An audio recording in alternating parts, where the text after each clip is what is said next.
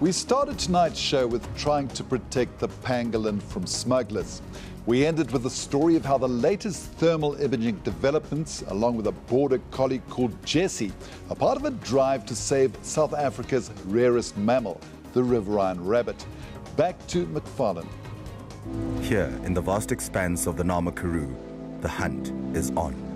On foot through thorny bushes, thick sand, and the infamous Karoo heat. This team is trying to track down an animal so rare it could disappear before many South Africans even know it exists.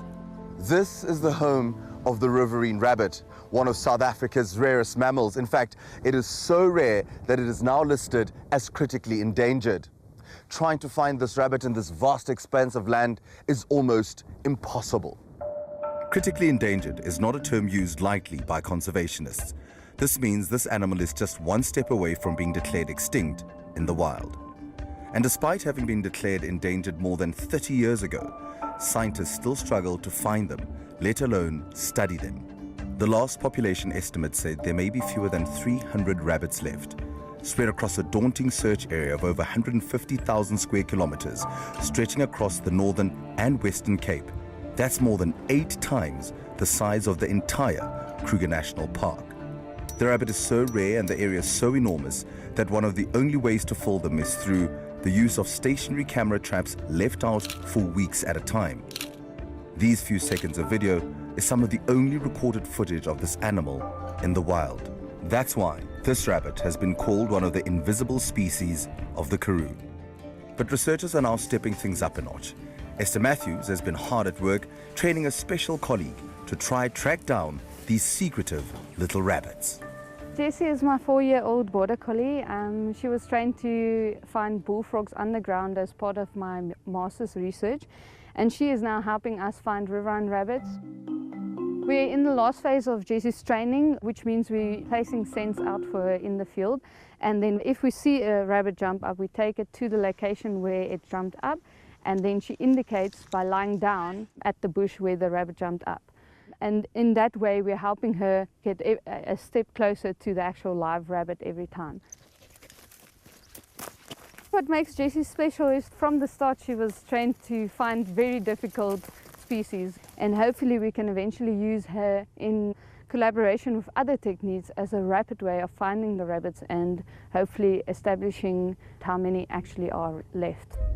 And while it's Jessie's highly trained nose that's doing most of the work, the team are also trying out some newer techniques.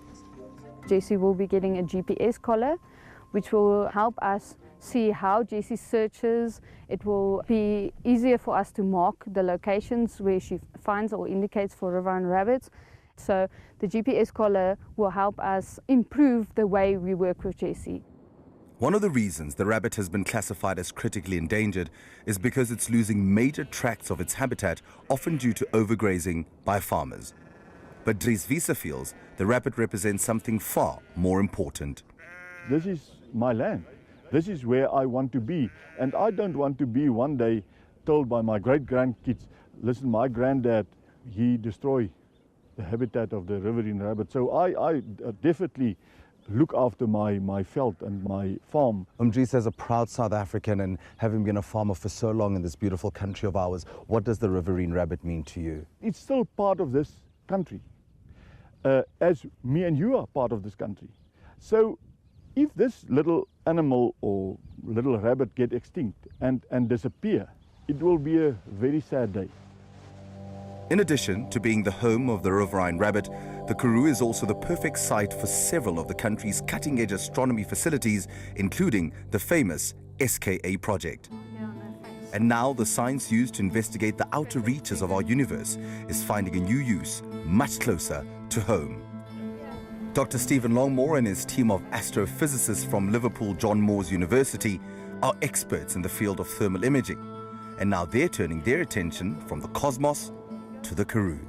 The power of these cameras is that you can't pick out a needle in a haystack. So we are using thermal cameras. So these are cameras that detect heat radiation. So warm things like you and me glow bright compared to the cooler background. For astronomy, we've been using it for decades. That's why we can help. So conservationists are starting to use it, but the problem is that these cameras aren't cheap. So it's only now that they're becoming cost-effective ways to do the conservation work. By taking what we've learned from looking in outer space, turning our telescopes upside down, we're actually having a really practical benefit to the Earth. While thermal imaging is most effective at night, the cameras are sensitive enough to detect even minute changes in temperatures, even during daylight hours. But that brings its own set of challenges. As you can probably tell, it's really hot here, and as soon as the ground gets really hot, then the contrast between the animals and the ground decreases, so they become less easy to spot. To overcome that, we're going to be working very early in the morning when the ground is still cold, and in the evening when the ground is cooled off again. So we've been in the Karoo for the past 3.5 hours. We've walked about 1.5 kilometers in this huge expanse of land trying to spot the rabbit. Jessie, she's also been going around, going from bush to bush, seeing if she can maybe flush it out and we might get a rare sighting of it. There's about 8 people here. We've even brought in thermal cameras to see if they can maybe spot one of these rabbits anywhere, but we're not winning. However, the search does continue. Okay, let's give Jessie a chance. The crew spent days in the field without so much as a single sighting. Even with all the advantages of a large technologically advanced team, the rabbits remain elusive. These scans being conducted on foot are just the first step. We're ready for takeoff. Earlier this year, the team conducted field trials in Tanzania, mounting the thermal cameras to drones to cover greater distances and successfully being able to spot small heat signatures in pretty thick bush. Once permission to operate the drones legally in South Africa has been granted to the project, the team hopes to apply the same principles to the riverine rabbit project here in South Africa, which could help track down these rare mammals.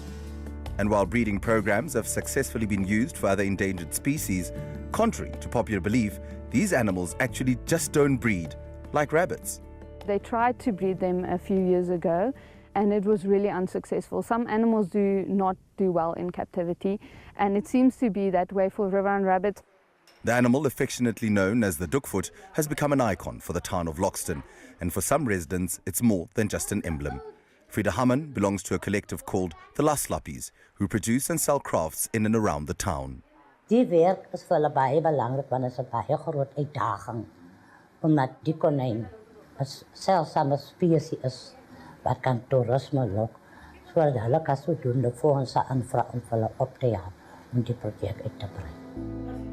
Despite having been listed as endangered as far back as 1986, very little is actually known about this elusive Karoo resident. However, it's hoped that by bringing in Jessie and these innovative technologies, the researchers will be able to learn more and protect this iconic South African species before it's too late. It's very difficult to say what the future is for riverine rabbits with all the development taking place and the habitat being degraded. It's not looking too good for these rabbits, but we hope with our efforts that we can have a good impact on their population and make sure they keep surviving.